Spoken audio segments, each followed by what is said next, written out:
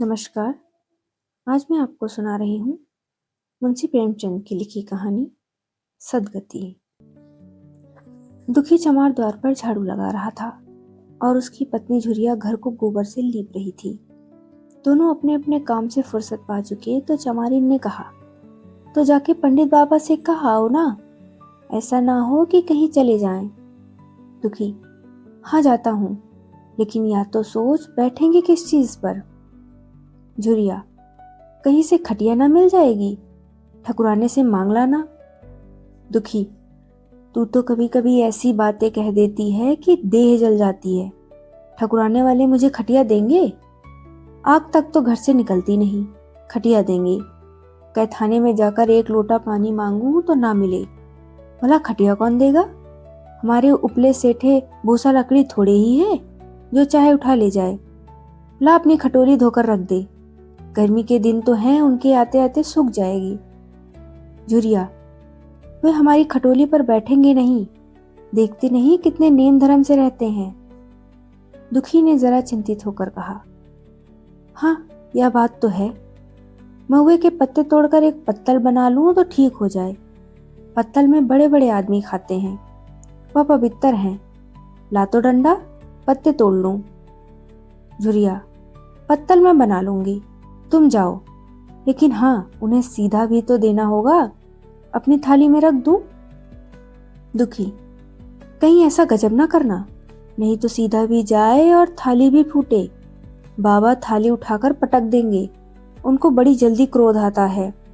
क्रोध में पंडिताइन तक को तो छोड़ते नहीं, लड़के को ऐसा पीटा कि आज तक टूटा हाथ लिए फिरता है। पत्तल में सीधा भी देना, हाँ मुदा तो छूना मत। झूरी, गोंड की लड़की को लेकर साग की दुकान से सब चीजें ले आना, सीधा भरपूर हो।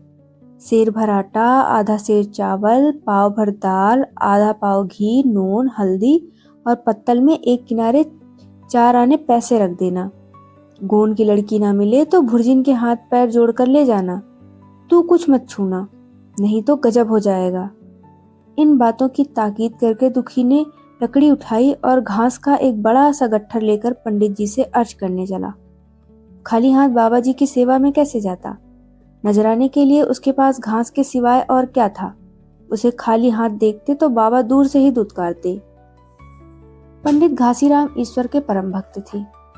नींद खुलते ही ईसोपासन में लग जाते। मुंह हाथ धोते 8 बजते तब असली पूजा शुरू होती, जिसका पहला भाग भंग की तैयारी थी। उसके बाद आधा घंटे तक चंदन रगड़ते, फिर आईने के सामने एक तिनके से माथे पर तिलक लगाते। चंदन की 2 रेखाओं के बीच में लाल रोली की बिंदी होती थी। फिर छाती पर, बाहों पर चंदन की गोल गोल मुद्रिकाएं बनाते। फिर ठाकुर जी की मूर्ति निकालकर उसे नहलाते, चंदन लगाते, फूल चढ़ाते, आरती करते, घंटी बजाते। 10 बजते बजते वह पूजन से उठते और भंग छानकर बाहर आते। तब तक 2-4 जजमान द्वार पर आ जाते। ईसोपासन का तत्काल फल मिल जाता। यही उनकी खेती थी। आज वह पूजन गृह से निकले तो देखा दुखी चमार घास का एक गट्ठा लिए बैठा है। दुखी उन्हें देखते ही उठ खड़ा हुआ और साष्टांग दंडवत करके हाथ बांधकर खड़ा हो गया। यह तेजस्वी मूर्ति देखकर उसका हृदय श्रद्धा से परिपूर्ण हो गया। कितना दिव्य मूर्ति थी! छोटा सा गोल-मटोल आदमी, चिकना सिर, फूले गाल, ब्रह्म तेज से प्रदीप्त आंखें, रोली और चंदन देवताओं की प्रतिभा प्रदान कर रही थी। दुखी को देखकर श्रीमुख से बोली, आज कैसे चला रे दुखिया? दुखी ने सिर झुकाकर कहा, बिटिया की सगाई कर रहा हूं महाराज, कुछ साइत सगुन विचारना है, कब मर्जी होगी? घासी, आज मुझे छुट्टी नहीं, हाँ सांझ तक आ जाऊंगा। दुखी, नहीं महाराज, जल्दी मर्जी हो जाए, सब सामान ठीक कराया हूं, यह घास कहाँ रख दूं? घासी, इस गाय के सामने डाल दे और जरा झाड़ू लेकर द्वार तो साफ कर दे। यह बैठक भी कई दिन से लीपी नहीं गई, उसे भी गोबर से लीप दे। तब तक मैं भोजन कर लूं, फिर जरा आराम करके चलूंगा। हाँ, यह लकड़ी भी चीर देना। खलिहानी में 4 खांची भूसा पड़ा है, उसे भी उठा लाना और भूसैली में रख देना। दुखी फौरन हुक्म की तालीम करने लगा। द्वार पर झाड़ू लगाई, बैठक को गोबर से लीपा। तब 12 बज गए। पंडित जी भोजन करने चले गए। दुखी ने सुबह से कुछ नहीं खाया था। उसे भी जोर की भूख लगी, पर वहाँ खाने को क्या धरा था। घर यहाँ से 4 मील था। वहाँ खाने चला जाए तो पंडित जी बिगड़ जाएं। बेचारे ने भूख दबाई और लकड़ी फाड़ने लगा। लकड़ी की मोटी सी गांठ थी, जिस पर पहले कितने ही भक्तों ने अपना जोर आजमा लिया था। वह उसी दमखम के साथ लोहे से लोहा लेने के लिए तैयार था। दुखी घास छीलकर बाजार ले जाता था। लकड़ी चीरने का उसे अभ्यास ना था। घास उसके खुरपे के सामने सिर झुका लेती थी। यहाँ कस कस कर कुल्हाड़ी का भरपूर हाथ लगाता, पर उस गांठ पर निशान तक ना पड़ता था। कुल्हाड़ी उचट जाती। पसीने में तर था, हांफता था, थक कर बैठ जाता था, फिर उठता था।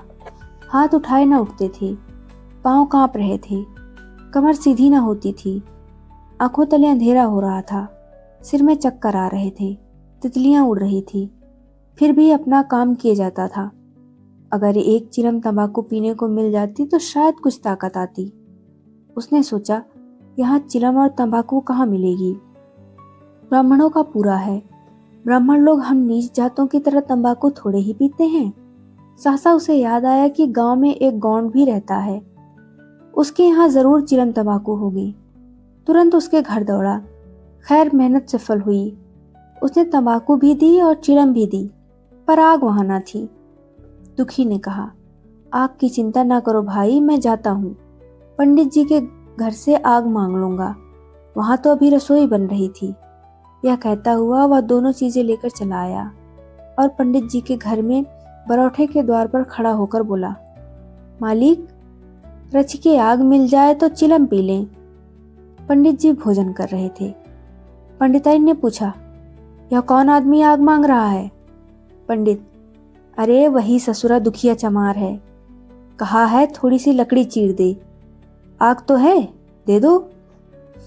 पंडिताइन ने भवें चढ़ाकर कहा, तुम्हें तो जैसे पोथी पत्रों के फेर में धर्म कर्म किसी बात की सुधी ही नहीं रही। चमार हो, धोबी हो, पासी हो, मुंह उठाए घर में चला आए। हिंदू का घर ना हुआ कोई सराय हुई। कह दो दाढ़ी जार से चला जाए, नहीं तो इस लुआठे से मुंह झुलस दूंगी। आग मांगने चले हैं। पंडित जी ने उसे समझाकर कहा, भीतर आ गया तो क्या हुआ, तुम्हारी कोई चीज तो नहीं छुई। धरती पवित्र है, जरा सी आग दे क्यों नहीं देती। काम तो हमारा ही कर रहा है। कोई लोनिया यही लकड़ी फाड़ता तो कम से कम 4 आने लेता। पंडिताइन ने गरज कर कहा, वह घर में क्यों आया? पंडित ने हार कर कहा, ससुरे का अभाग था और क्या। पंडिताइन, अच्छा इस बखत तो आग दिए देती हूँ, लेकिन फिर जो इस तरह से घर में आएगा तो इसका मुंह ही जला दूंगी। दुखी के कानों में इन बातों की भनक पड़ रही थी। पछता रहा था नाहक आया। सच ही तो कहती हैं, पंडित के घर में चमार कैसे चला आए। बड़े पवित्र होते हैं यह लोग, तभी तो संसार पूछता है, तभी तो इतना मान है। भर चमार थोड़े ही है। इसी गांव में बूढ़ा हो गया, अगर मुझे इतनी अकल ना आई। इसीलिए जब पंडिताइन आग लेकर निकली तो वह मानो स्वर्ग का वरदान पा गया। दोनों हाथ जोड़कर जमीन पर माथा टेकता हुआ बोला, पंडिताइन माता, मुझसे बड़ी भूल हुई कि घर में चला आया। चमार की अकल ही तो ठहरी। इतने मूर्ख ना होते तो लात क्यों खाते।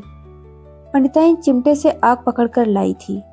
5 हाथ की दूरी से घूंघट की आड़ से दुखी की तरफ आग फेंकी। आग की बड़ी सी चिंगारी दुखी के सिर पर पड़ गई। जल्दी से पीछे हटकर सिर के झोंटे देने लगा। उसने मन में कहा, यह एक पवित्र ब्राह्मण के घर को अपवित्र करने का फल है। भगवान ने कितनी जल्दी फल दे दिया।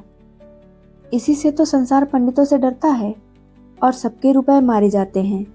ब्राह्मणों के रुपए भला कोई मार ले तो घर भर का सत्यानाश हो जाए। पांव गलगल गिरने लगे। बाहर आकर उसने चिलम पी और फिर कुल्हाड़ी लेकर जुट गया। खटखट की आवाजें आने लगी। उस पर आग पड़ गई तो पंडिताइन को उस पर कुछ दया आ गई। पंडित जी भोजन करके उठे तो बोली, इस चमरवा को भी कुछ खाने को दे दो, बेचारा कब से काम कर रहा है, भूखा होगा। पंडित जी ने इस प्रस्ताव को व्यवहारिक क्षेत्र से दूर समझकर पूछा, रोटियां हैं? पंडिताइन, 2-4 बच जाएंगी। पंडित, 2-4 रोटियों में क्या होगा, चमार है, कम से कम शेर भर चढ़ा जाएगा। पंडिताइन दोनों कानों पर हाथ रखकर बोली, अरे बाप रे, शेर भर? तो फिर रहने दो। पंडित जी ने अब शेर बनकर कहा, कुछ भूसी चोकर हो तो आटे में मिलाकर 2 लिट्ठा ठोक दो, साले का पेट भर जाएगा। पतली रोटियों से इन नीचों का पेट नहीं भरता, इन्हें तो जुआर का लिट्ठा चाहिए। पंडिताइन ने कहा, अब जाने भी दो, धूप में कौन मरे। दुखी ने चिलम पीकर फिर कुल्हाड़ी संभाली। दम लेने से जरा हाथों में ताकत आ गई थी। कोई आधा घंटे तक फिर कुल्हाड़ी चलाता रहा, फिर बेदम होकर वहीं सिर पकड़ के बैठ गया। इतने में वही गोंड आ गया। बोला, क्यों जान देते हो बूढ़े दादा, तुम्हारे फाड़े ना फटेगी यह गांठ, नाहक हलकान होते हो। दुखी ने माथे का पसीना पोंछकर कहा, अभी गाड़ी भर भूसा ढोना है भाई। गोंड, कुछ खाने को मिला कि काम ही कराना जानते हैं, जाके मांगते क्यों नहीं। दुखी, कैसी बात करते हो चिखुई, ब्राह्मण की रोटी हमको पचेगी। गोंड, पचने को पच जाएगी, पहले मिले तो। मूंछों पर ताव देकर भोजन किया और आराम से सोए। तुम्हें लकड़ी फाड़ने का हुक्म लगा दिया। जमींदार भी कुछ खाने को देता है, हाकिम भी बेकार लेता है तो थोड़ी बहुत मजूरी देता है, या उनसे भी बढ़ गए, उस पर धर्मात्मा बनते हैं। दुखी, धीरे धीरे बोलो भाई, कहीं सुन ले तो आफत आ जाए। यह कहकर दुखी फिर संभल पड़ा और कुल्हाड़ी की चोट मारने लगा। चिखुरी को उस पर दया आई, अकर कुल्हाड़ी उसके हाथ से छीन ली और कोई आधे घंटे खूब कस कस कर कुल्हाड़ी चलाई, पर गांठ में एक दरार भी ना पड़ी। तब उसने कुल्हाड़ी फेंक दी और यह कहकर चला गया कि तुम्हारे फाड़े ना फटेगी, जान भले निकल जाए। दुखी सोचने लगा, बाबा ने यह गांठ कहाँ रख छोड़ी थी कि फाटे नहीं फटती, कहीं दरार तक तो नहीं पड़ती। मैं कब तक इसे चीरता रहूंगा। अभी घर पर 100 काम पड़े हैं, कार परोजन का घर है, एक न एक चीज घटी ही रहती है, पर इन्हें इसकी क्या चिंता। चलूं जब तक भूसा ही उठा लाऊं, कह दूंगा बाबा आज तो लकड़ी नहीं फटी, कल आकर फाड़ दूंगा। उसने झौवा उठाया और भूसा ढोने लगा। खलिहान यहाँ से 2 फलांग से कम ना था। अगर झौवा खूब भर भर कर लाता तो काम जल्दी खत्म हो जाता, फिर झौवे को उठाता कौन। अकेले भरा हुआ झौवा उससे ना उठ सकता था, इसलिए थोड़ा थोड़ा लाता था। 4 बजे कहीं भूसा खत्म हुआ। पंडित जी की नींद भी खुली। हाथ मुंह धोया, पान खाया और बाहर निकले। देखा दुखी झौवा सिर पर रखे सो रहा है। जोर से बोले, अरे दुखिया, तू सो रहा है? लकड़ी तो अभी जो की त्यों पड़ी है, इतनी देर तू करता क्या रहा? मुट्ठी भर भूसा ढोने में संझा कर दी, उस पर सो रहा है। उठा ले कुल्हाड़ी और लकड़ी फाड़ डाल, तुझसे जरा सी लकड़ी नहीं फटती, फिर साइड भी वैसे ही निकलेगी, मुझे दोष मत देना। इसी से कहा है कि नीच के घर खाने को हुआ और उसकी आंख बदली। दुखी ने फिर कुल्हाड़ी उठाई। जो बातें पहले से सोच रखी थी वह सब भूल गया। पेट पीठ में धंसा जाता था। आज सवेरे जलपान तक न किया था, अवकाश ही ना मिला। उठना ही पहाड़ मालूम होता था। जी डूबा जाता था, पर दिल को समझा कर उठा। पंडित हैं, कहीं साइड ठीक ना विचारें तो फिर सत्यानाश ही हो जाए। जभी तो संसार में इतना मान है। साइड ही का तो सब खेल है, जिसे चाहे बिगाड़ दें। पंडित जी गाठ के पास आकर खड़े हो गए और बढ़ावा देने लगे। हाँ, मार कस के, और मार कस के, अबे जोर से मार, तेरे हाथों में तो जैसे दम ही नहीं है। लगा कस के, खड़ा सोचने क्या लगता है, हाँ बस फटी ही जाती है, दे उसी दरार में। दुखी अपने होश में ना था। ना जाने कौन सी गुप्त शक्ति उसके हाथों को चला रही थी। वह थकान, भूख, कमजोरी सब मानो भाग गई। उसे अपने बाहुबल पर स्वयं आश्चर्य हो रहा था। एक एक चोट वज्र की तरह पड़ती थी। आधे घंटे तक वह उसी उन्माद की दशा में हाथ चलाता रहा, यहाँ तक कि लकड़ी बीच से फट गई और दुखी के हाथ से कुल्हाड़ी छूटकर गिर पड़ी। इसके साथ वह भी चक्कर खाकर गिर पड़ा। भूखा प्यासा थका हुआ शरीर जवाब दे गया। पंडित जी ने पूछा, उठ के 2-4 हाथ और लगा दे, पतली पतली चौलियां हो जाएं। दुखी ना उठा। पंडित जी ने अब उसे दिख करना उचित न समझा। भीतर जाकर बूटी छानी, शौच गए, स्नान किया और पंडिताई बाना पहनकर बाहर निकले। दुखी अभी तक वहीं पड़ा हुआ था। जोर से पुकारा, अरे क्या पड़े ही रहोगे दुखी? चलो तुम्हारे घर ही चल रहा हूँ, सब सामान ठीक तो है ना? दुखी फिर भी ना उठा। अब पंडित जी को कुछ शंका हुई। पास जाकर देखा तो दुखी अकड़ा पड़ा हुआ था। बदहवास होकर भागे और पंडिताइन से बोले, दुखिया तो जैसे मर गया। पंडिताइन हकबका कर बोली, पर अभी तो वो लकड़ी चीर रहा था ना? पंडित, हाँ, लकड़ी चीरते चीरते मर गया, अब क्या होगा? पंडिताइन ने शांत होकर कहा, होगा क्या? चमराने में कहलवा भेजो, मुर्दा उठा ले जाएं। एक क्षण में गांव भर में खबर हो गई। पूरे में ब्राह्मणों की ही बस्ती थी, केवल एक घर गौंड का था। लोगों ने इधर का रास्ता छोड़ दिया। कुएं का रास्ता उधर से ही था, पानी कैसे भरा जाए? चमार की लाश के पास से होकर पानी भरने कौन जाए? एक बुढ़िया ने पंडित जी से कहा, अब मुर्दा फेंकवाते क्यों नहीं? कोई गांव में पानी पिएगा या नहीं? इधर गौंड ने चमराने में जाकर सबसे कह दिया, खबरदार, मुर्दा उठाने मत जाना, अभी पुलिस की तहकीकात होगी। दिल लगी है कि एक गरीब की जान ले ली। पंडित जी होंगे तो अपने घर के होंगे, लाश उठाओगे तो तुम भी पकड़े जाओगे। इसके बाद ही पंडित जी पहुंचे, पर चमराने का कोई आदमी लाश उठा लाने को तैयार ना हुआ। हाँ, दुखी की स्त्री और कन्या दोनों हाय हाय करती वहां चली और पंडित जी के द्वार पर आकर सिर पीट पीट कर रोने लगी।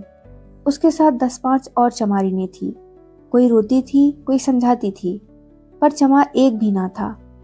पंडित जी ने चमारों को बहुत धमकाया, समझाया, मिन्नती की, पर चमारों के दिल पर पुलिस का रोब छाया हुआ था। एक भी ना मिनका। आखिर निराश होकर लौट आई। आधी रात तक कोरोना पीटना जारी रहा। देवताओं का सोना मुश्किल हो गया, पर लाश उठाने कोई चमार ना आया। और ब्राह्मण चमार की लाश कैसे उठाते? भला ऐसा किसी शास्त्र पुराण में लिखा है? कहीं कोई दिखा दे। पंडिताइन ने झुझला कर कहा, इन डाइनों ने तो खोपड़ी चाट डाली, सभी का गला भी नहीं पकता। पंडित ने कहा, रोने दो चुड़ैलों को, कब तक रोएंगी? जीता था तो कोई बात ना पूछता था, मर गया तो कोलाहल मचाने के लिए सबकी सब आ पहुंची। पंडिताइन, चमार का रोना मनहूस है। पंडित, हाँ, बहुत मनहूस। पंडिताइन, अभी से दुर्गंध उठने लगी। पंडित, चमार था ससुरा की नहीं? साध असाध किसी का विचार है इन सबों को? पंडिताइन, इन सबों को घिन भी नहीं लगती। पंडित, भ्रष्ट हैं सब। रात तो किसी तरह कटी, मगर सवेरे भी कोई चमार ना आया। चमारी ने भी रो पीट कर चली गई। दुर्गंध कुछ कुछ फैलने लगी। पंडित जी ने एक रस्सी निकाली, उसका फंदा बनाकर मुर्दे के पैर में डाला और फंदे को खींचकर कस दिया। अभी कुछ कुछ दुधुलका था।